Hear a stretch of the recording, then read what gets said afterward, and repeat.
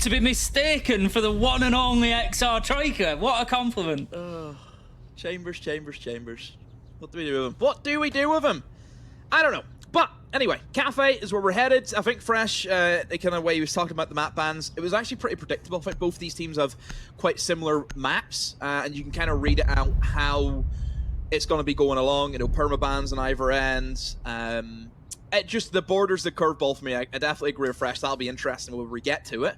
But Cafe's no real surprise. Both of these sides have shown the willingness to come to this map.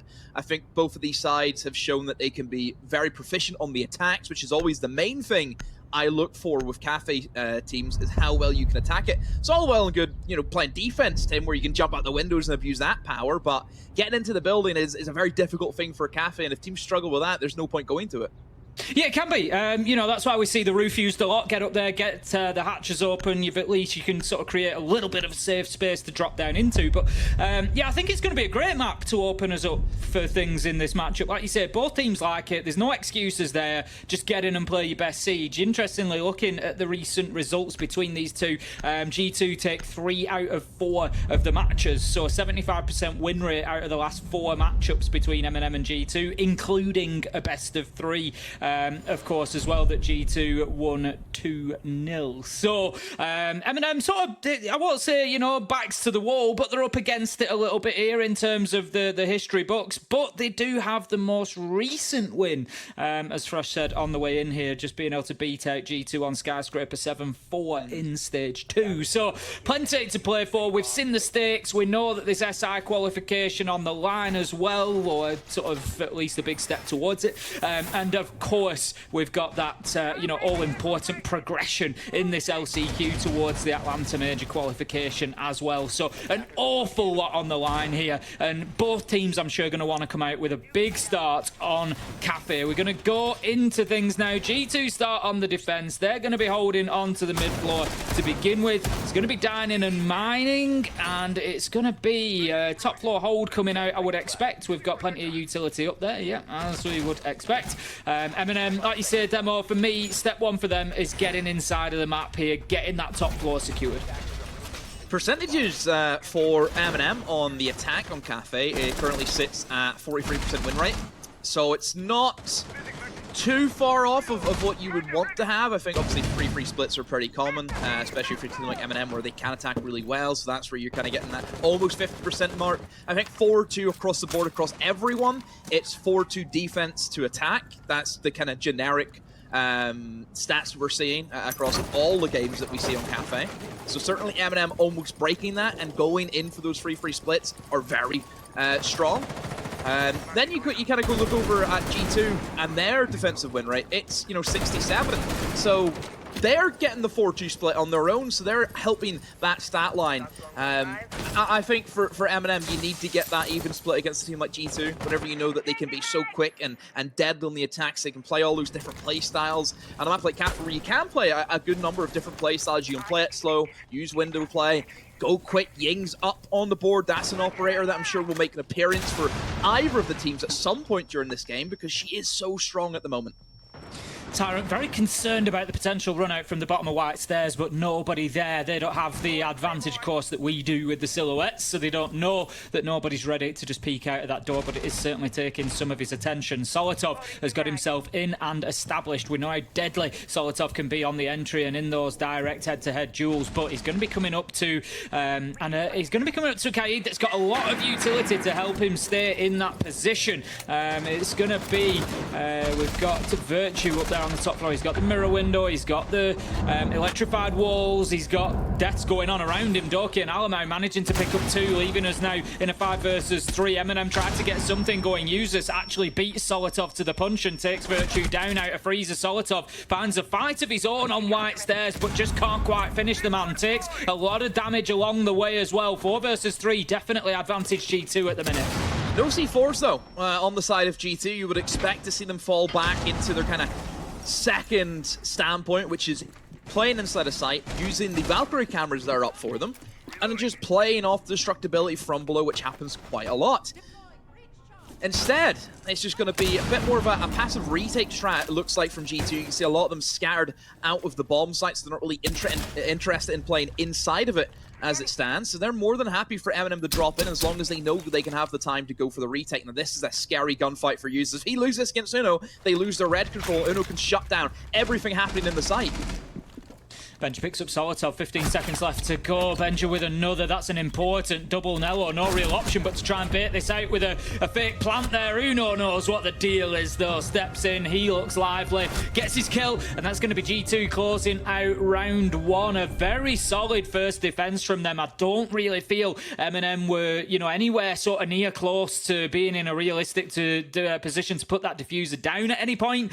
So G2, yeah, looking very, very comfortable. And no surprise demo, interesting to pick up on this, the site choice. They go into the other mid-floor site, they go into Reading and Fireplace, and to be honest, they can just rinse and repeat what they've done there, and it's no surprise to see them do that because it was pretty successful. No mirror though this time around. They've forgone that, which is always a little bit strange. I don't think they got too much out of the mirror really. Virtue got forced out from behind it, and I think they can probably do what they did without it. You see, I disagree, and the reason why is it wasted so much time for Eminem just figuring out, okay, how do we clear that? Sure, you've cleared out the mirror window, that's fine, but by the time they'd done that, there was only like a minute left. So I actually think just on the time that you are able to burn, you don't necessarily need to get kills, it's just there as a kind of roadblock. You know, it's like a tree at the end of the road, how do you get around the tree? You have to take, sure, eventually you'll get around the tree, but it takes you a while. And that's what I think the mirror really added into. Hey, if they don't think it works as well as what I suppose bringing in other operators will do the job, then I get it. And certainly if you look at their setup, there's fully reinforced in Bathroom and Freezer. They're not interested in opening up the kill holes in towards Piano. They are more than happy to give Piano over to Eminem. If Eminem can do their drone work very quickly, and it's not as if much is stopping them from doing that, there's no mute on the board, then they should just be able to get straight in there, take control of Piano. Valkyrie cameras shouldn't be an issue with C4s. You shouldn't get killed by them. You have an IQ. I just want to see Eminem just move a little bit quicker. Doki this time is getting aggressive on that white stairs door. We saw it last time Tyrant was aware of it, but the angle was never really pushed too hard, I don't think, until he was ultimately taken down by Doki, but Doki's not going to get the opportunity this time.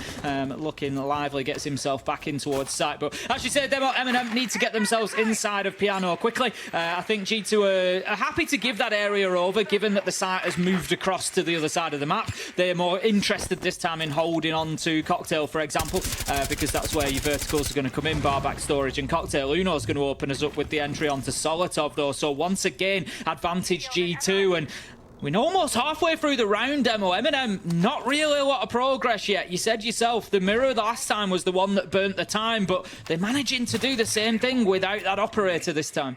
I've also lost Solotov, that main entry force that you would expect to see an Eminem just light up the scoreboard. He also didn't use any of his Dokkaebi calls, so big waste of utility losing Solotov. That's why I think Dokkaebi on entries, it's always risky. I think Dokkaebi's better for your flex player because you can assist those entries a lot more. Eminem are a team that have been running, religiously Ashe and Iana, Solotov and Tyrant, respectively on those operators. So to see them change off that is a bit of a surprise. Alamau has gone in and around it, eliminated Nello before the Claymore has got the refrag, so that's obviously going to be a window jump out. Dokkae, you have ended up in quite the position. Oh my god, there's no way! There's no way he just pulled off that C4. No, I thought he was almost going to get back in the site as well. But Tim, what a C4! It was like watching two bullets collide in flight, Demo. We had Nath dropping, we could see the silhouette, we saw the Nitro go, and we just knew that those two things were going to collide and come together. We saw it with our eyes, and, well, it happened right in front of us. Uno manages to pick up one onto users. Tyrant does get the trade, but now in a 1 versus 2, 25 seconds, walks into a crossfire. Benja will be the one to pick him up, and that's going to be G2 taking round 2. Dokkae be loving that. He just... If people don't know, there is quite a lot of camaraderie between G2 and Eminem, good friends. Dokkae certainly being one of that. People forget that Dokkae, used to be on a team with Nath back in the day. So there is almost always that little bit of a nudge, and even Nello as well to an extent, all the way back in 2019. So it's always, the all chance always goes off in this matchup, just no matter what. And I think Doug could be very happy that he's managed to get Nathan with a C4 that had no right getting a kill, but he ends up getting it. Both mid-floors defend it one after another and successfully at that. It's not often you would see that happen. I think G2 are really trying to stay away from the top floor. And I think it's for good measure. I don't hate it. I've said this countless times now. I've said it so many times on stream. I don't understand why the top floor is so often considered the primary site. Statistically, at least historically, it's not generally been the highest defensive win rate up there. It tends to sit around 50-50. It's just not always the most defensible site. Generally, we see those mid floors being better. I've got a stat bomb. I've got a stat bomb for you. Hit me with it. Hit me with the stat bomb. MNM have attacked that top floor 14 times in their cafe. Yep. And they've only won it 4. Okay. 29% win rate. So it's not as if MNM are incredible. Maybe an opportunity to, not exactly an opportunity to use it specifically against them, but like I said, I think general defensive win rates are, quite often lower up there. So it doesn't surprise me that G2 are not really using it in their rotation. Maybe we'll see it as, maybe we'll see them on a 4-site rotation, to be fair, Demo. Maybe, they're just saving that one for round 4 if they get kitchened them. Yeah, well, I mean, Ying's up, and that's always a big issue for the top floor. She's very powerful. You can Ying back a cocktail, for example, and clear out that side of the map. In terms of kitchen, this is obviously one that we see a lot of teams will stretch their legs a bit, trying to defend in towards bakery, in towards VIP and restaurant. This is kind of run-of-the-mill of what we tend to see. For MNM, I just want to see them just do the basics right. You're 2-0 down. Whenever things aren't going well, you just go revert back to basics, do the simple things right, and the results will come. That's the way it always has been. So MNM will start to get the floor ripped up. They've got plenty of self-destruction. They've got the Ram and the Buck. Obviously, with Sledge being banned away, they're going to have to try and find another soft breach to bring in. That's why Ram makes it very easy, and the safety of Ram also. It's a good one to have. This mirror window, if this lasts long, it'll be surprising. I think if you look and see the kind of setup from G2, just a simple nade through the vertical onto that mirror window is enough to kill someone behind it. So Doki needs to be careful. Easily get taken out. There's not even any nades, even from MNM. There's not a single ounce of that, and that's a big shock as well. Well, that's going to be a problem for them, like you say, because, here on Kitchen, once you've got the verticals open, the nades can be so critical in clearing out utility particularly, but also moving players around. We see now G2 have had to spread out away from site. There's only Doki left on site, really. Virtue's just sort of hanging on in prep at the minute. Nitro goes out, will be unsuccessful, and he dips himself back into bakery. But G2 just playing for a retake of site here. They're not wanting to overcommit to it. Now those verticals are open. They know how dangerous it is. So instead, they're just going to try and keep MNM out of sight for the time being, and if they can't do that, then they'll have to fight their way back in. But Virtue, he's holding on to bakery at the minute. I think a lot of utility being expended there. They managed to find him from behind with Nath, but Benja's there backing him up. Solotov's down in the midst of that. I think he did get shot with that shotgun. So now they have to try and get him back up. You see that Warden holding on to that wedding jump in. Alamau eliminates Nello. Solotov on such low HP, this is going to be tricky for him. Who's now in towards prep, looking for that plant, probably behind the bomb chassis, but that mirror window that we mentioned because they couldn't clear it out beforehand. It's so easy for Doki to swing off of it. And Benja, he didn't have to move his feet at all during this round. He just stood in the same position. I think that's the second kill of the round. So G2 making it look so simple, Tim. But MNM, albeit, didn't really make G2 worry. No, not at all. Like you say, I think G2 having a fairly easy ride of it so far on Cafe, not really being put under too much pressure by MNM. It's all about G2 coming in with a game plan and just being allowed to play basically exactly to that game plan. I want to see more disruption coming out of MNM here. Yes, they brought the verticals, but let's ask ourselves honestly, what did any of those verticals do to the G2 game plan there? And the answer is very little. They were able to play in bakery, they were able to play in bar, in VIP, play outside of site. They weren't disrupted in those positions. It was kind of like MNM hoped to get the verticals open and then that would sort of get everything moving, but it didn't kickstart anything because G2 weren't playing under those positions. So G2 very, very comfortable. MNM need to find a way, to make G2 think on their feet a little bit more. It's been a weird weekend for these early leads. It's happened all day yesterday. It happened the day before as well. I don't want to say 7-0, but we have seen one of them this weekend. So it's up there. It's up for the realms of possibility, but I wouldn't have expected to come in this game. It shouldn't be coming in this level of games. Both of these teams, I feel, are pretty evenly matched. Yes, I know one has a world championship, one doesn't. Disclaimer, I understand that. But they've been around for so long, and they've both showed how good they can be. I mean, technically, they both finished the same place at the last major. They both got into the quarterfinals and lost their quarterfinal matches. But right now, it does seem to be a bit of a gap. G2 look fired up. They look ready. G2 need this so badly. I think Alpha has been very critical, but not making invitational for this team, it's a no. You have to make invite. There's no excuse for it. So there's a lot of pressure on G2 going into this weekend. We understand that. But we've seen G2 before. Whenever things aren't going well for them, they just somehow find, you know, a bit of momentum somewhere throughout the season just to round it off. You think back to that 3%, 5% chance, whatever it was back in the day, Tim. They made that happen then. Yeah, like you say, you know, given any opportunity, they will do it. Benja just tried to make something happen at the beginning of the round there, was waiting for a cheeky nitro out of that mining window, but Solotov was more than ready, managed to shoot it out of the sky. Benja does drop down here, though, and I'm not sure Tyrant's aware, Demo. If he steps forward, Benja's going to have himself an absolute freebie. Here it comes, and no, Benja misses his shots! That is so unlike Benja. Tyrant taking half damage, he manages to get the job done, but Benja might just have a little bit of a trouble getting back up to site. I think that's something MNM need to be better on. You know, when they locate somebody, when they have somebody in that sort of position, don't allow them to get back into the game. Go for the jugular. I don't think, Tim, I've ever heard you say Benja's missed the shots. That is a new one for me. I don't think I've ever said it, that's why. Incredible to see Benja miss such an easy spray. Obviously still gets the kill, so it's not horrendous as what it could have been. But once again for MNM, they've lost an entry player. It was Solotov a few rounds ago. Now it's Tyrant who goes down. G2, if they can just maintain this man advantage, they're just going to have such a field day with Eminem. Eminem in their lineup is, yes, it's very strong. You're bringing in the Ying, you're bringing in the smokes, but you need to have more players attack from these different angles. You just can't have everyone stacked up on one side.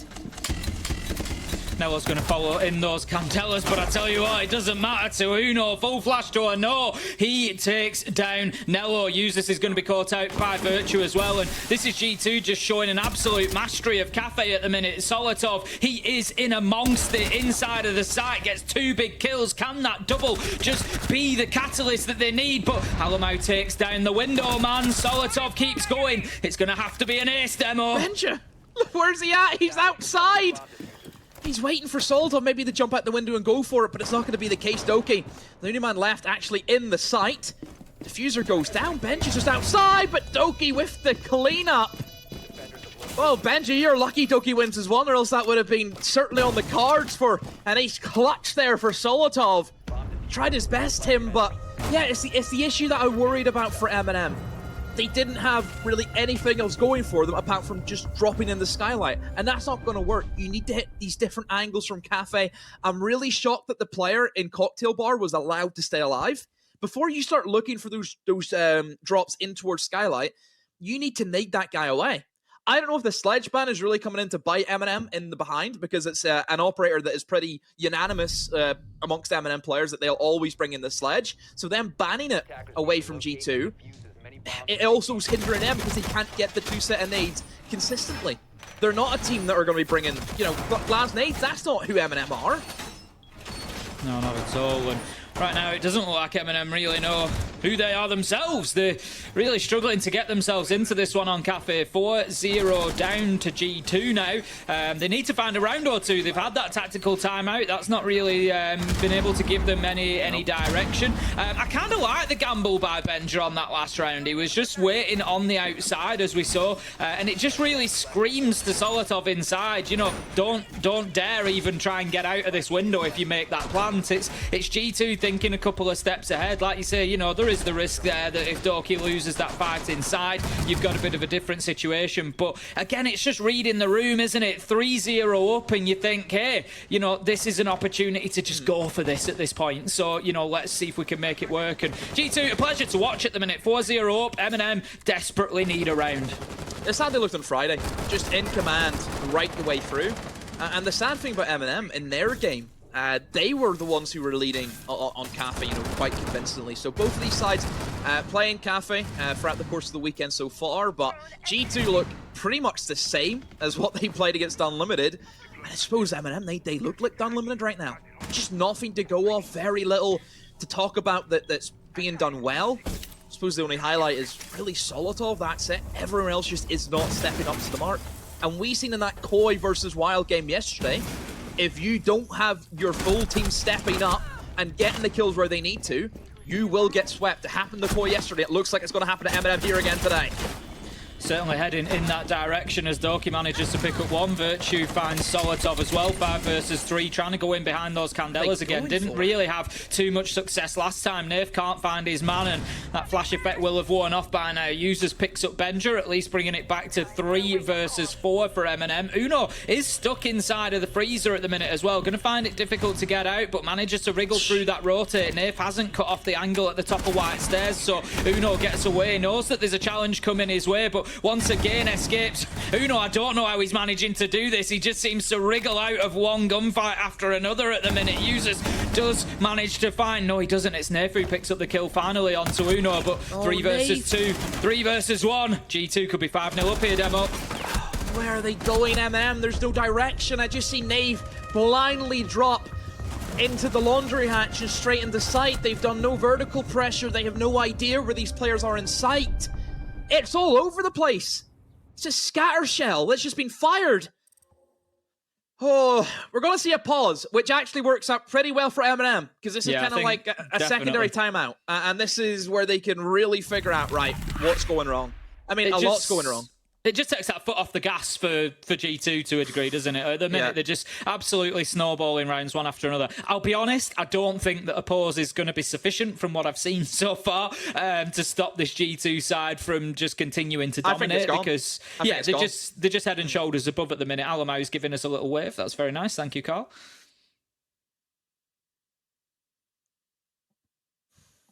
But overall, yeah, I think for Eminem, it's just tough position at the minute. G2 well on top of a map they like as well. We know that G2 are keen. And the problem is we're going into then a border pick that has come from MNM that, you know, they've got excellent win rates on there. But again, it's about that overall confidence. It starts to get eaten away at when you know, it potentially we need to start using that 7-0 line at this point, because, you know, we are staring down the barrel of that happening. You know, and if you come in the back of that, even onto your own map, it's going to be very, very difficult to turn that around mentally. You're in a position where you haven't yet won a single round today. MNM are struggling to win gunfights, let alone rounds, and that's going to carry forward.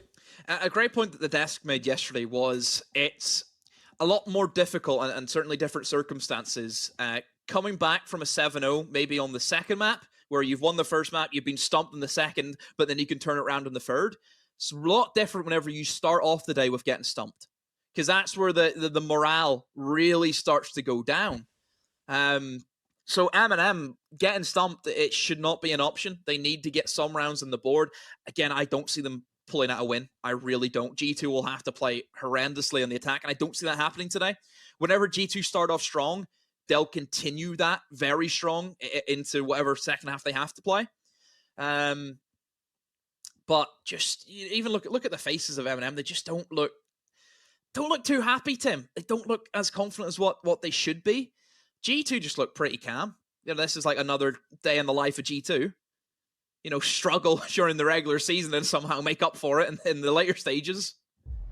This is it. Like you said, G2 are just sort of on cruise control at the minute, and there's very little that's going to rattle them, I think. You know, MNM are now desperately scratching to avoid that 6-0 half. I think you know, the map one is largely already gone at this point, but there is, you know, always an opportunity to come back into it. Make no mistake about that. You know, we get the switch of sides. You never know what's going to happen. G2 got to get onto the attack. Maybe, you know, they don't have as much joy there, but I think this is an important round. You get to that 6-0, and I ask myself, can this G2 team find an attack somewhere, anywhere on this map? And I've got to say, yes, they can. In 6 cheese it, rounds, yeah. they are surely going to find, even like you say, even if they need to cheese it and just bring a Monty and just, you know, make life difficult and just brute force their way into it, they're going to find 1 round on attack with the way things are going at the minute. I'd be very, very surprised to see Eminem run a 6-0 back in. So it's, for me, critical that Eminem win this round.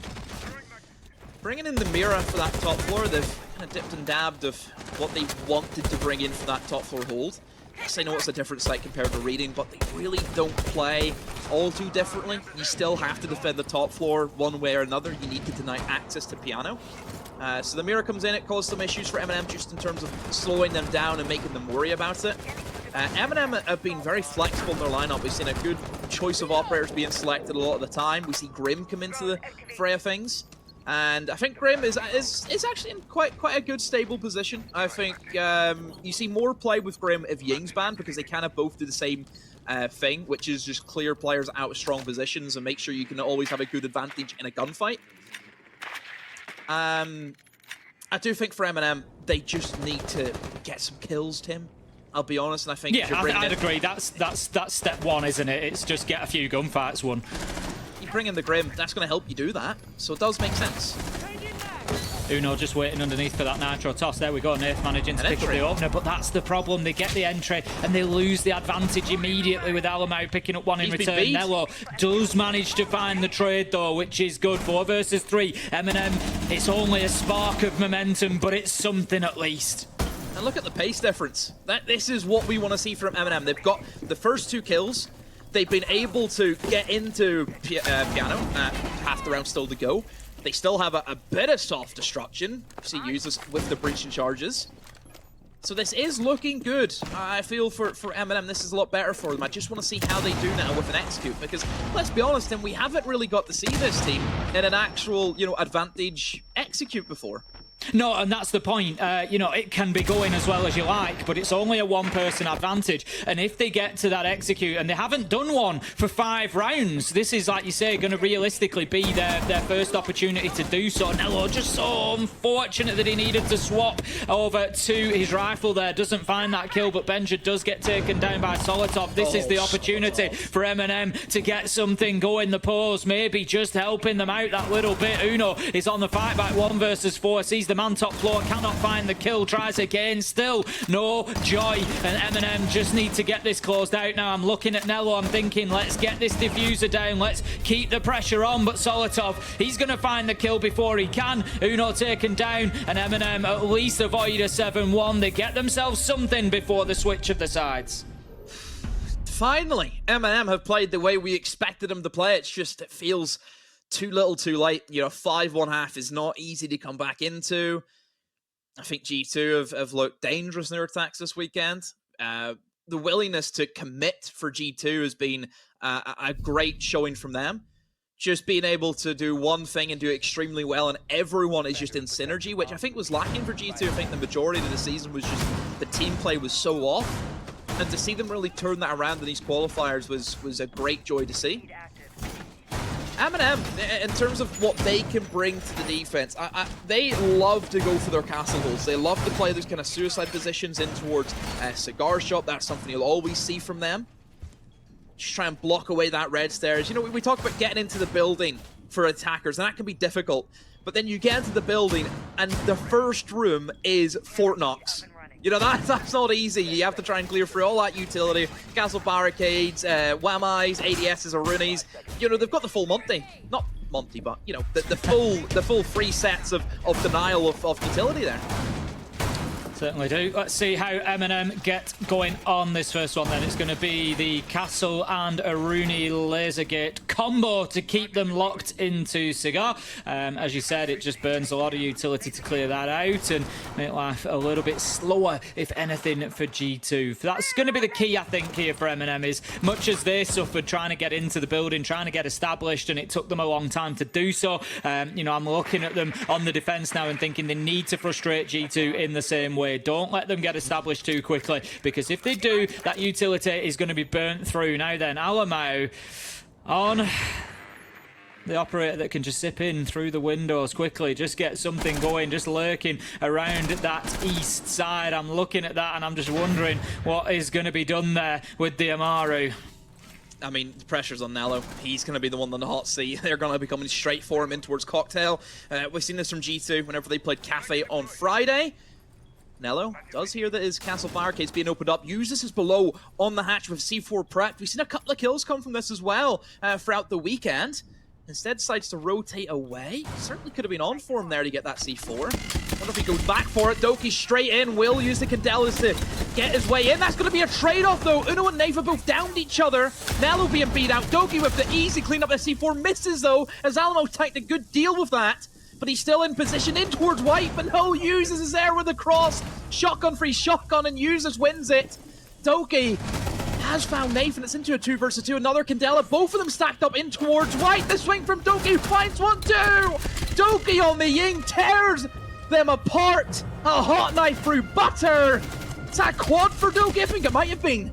That was all Doki, realistically. Dropped in on the back of the Candelas. We saw Nello do the same thing on an Eminem attack, and it just didn't have the same sort of ferocity, the same sort of cutting edge that Doki did as he went in there. And I love that play at the end. Just the heads up, presence of mind to think, I've still got a Candela in pocket here, and I'm challenging shotguns on White stairs. I know that I can win this. Out goes the Candela, and you just catch two Eminem players panicking about that full White flash effect that's coming their way real soon. Doki closing things out with a great personal round for him there, but G2 looking pretty sharp overall. 6-1 now, and only one more round needed for G2 to take their map pick of Cafe. Eminem, no more mistakes allowed.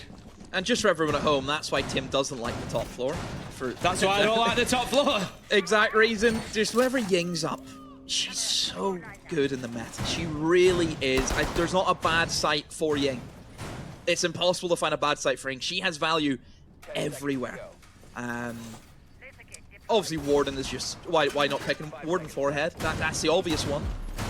But it's not as easy as that sometimes. I even like the addition of bringing in the Grim. You know, using those Bs. I think we've kind of seen teams differ between bringing Grim or bringing Capital, albeit both do the same thing. It's just clearing out players in specific positions. Oh, Nafe has tried a spawn peek and he's been punished. Even Solotol's almost died as well. They're just throwing it away now, Tim. Yeah, I'm not sure at 6-1 down it's really the time to, you know, be sticking your face into windows like that. You're asking for trouble.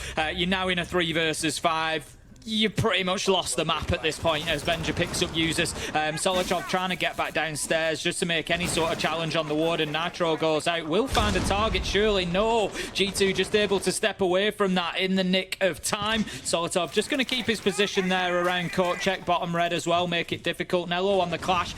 I don't think a bad option. It will slow G2 down, but the problem is you got to remember they are 3 versus 5 and Nello is only really half a gun at this point. He has pulled out said gun, and he will start to get burned alive with the Capital bolts. Sidesteps to the right. Will dodge it for the meantime, and oh, that's good cover though from Tyrant. I don't know if Nello is quick enough to go against that free speed. Tyrant in the heart of the bomb site now has to try and deal with the vertical angles being opened up above. The fact that they've been able to get at least a kill back does help him somewhat. Look at Doki's HP. He cannot successfully challenge into a clash. If push comes to shove, the clash will take him out with ease. But look at the time still for G2 Sim. They have a full minute 30 to do the vertical action, still pressure the guy instead of Bakery. Again, Tyrant gets another kill back for his side. He's playing out of his skin to keep his team in this. G2 have got a difficult problem to solve now, because if you've noticed, the diffuser's down inside of Bakery at the feet of the clash. Benja does manage to pick up Solotov, and that gets things going for them again. But the question remains, how do you get in and get that diffuser collected with Nello standing guard over it with the clash? MNM just need to hold on here. Burn time and don't lose any more gunfights, because G2 right now don't have an answer to this problem. 50 seconds left to go. They're continuing to try and work the verticals. They're continuing to try and find those gunfights with Tyrant, but Eminem are holding on pretty well. Benja goes to the long walk in towards the bar. Tyrant has since then moved deeper into the site, but he gets found out. He rotates to the wrong position. Doki's waiting for him. They know where Nello is in the 1v2 with a clash, and Benja cleans it up. A 7-1 for G2. Annihilation of Eminem. My word, G2 comes into the day as hot as anything. We talk about the marshmallows and Molotovs. They're on fire. Not today, it's G2's on fire. No, G2 looking absolutely electric there on Cafe, closing things down in kitchen in style. Just even with the problem that faced them, it was Doki on the bakery door, didn't on his low health, couldn't get that diffuser back. But as soon as the man inside a site dies and they know that it's a 3-on-1 with the clash, then you can start pushing your luck a little bit. And G2 get the job done in grand fashion. 7-1. They are going to take the opener in this last chance qualifier semi-final. They take a big step towards that grand final. They're going to need to find themselves another map yet demo, but I would not put it past them when they're playing like this.